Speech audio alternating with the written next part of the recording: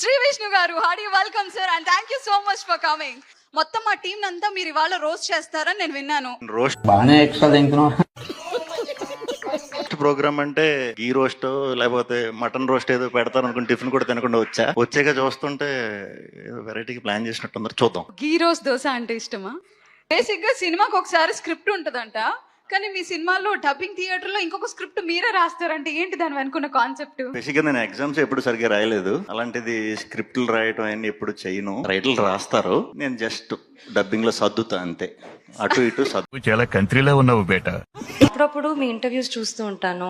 Me on screen off screen sense of humour కి కూడా పెద్ద ఫ్యాన్ సార్. ఇప్పుడు Thank you. ఆవిడతో పాటు నేను fan how girls are craze about me I don't no.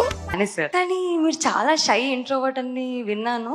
అవును. ఆ, వయసులో ఉన్న అమ్మాయితో మాట్లాడడం సంస్కారం కాదు, లెటర్ రాసి ఇవ్వడం. చూస్తారా సార్ మీరు ఎంత షై? ఒకసారి చూద్దామా? ఎందుకు ఇప్పుడు చూడండి ఇటు మళ్ళీ వీడియో. పర్లేదు సార్, మీ షైనెస్ ఒకసారి. సార్, శ్రీ విష్ణు గారు ఇదంతా ఎప్పుడు చేశారు మీరు? Hey, doctor! You crazy?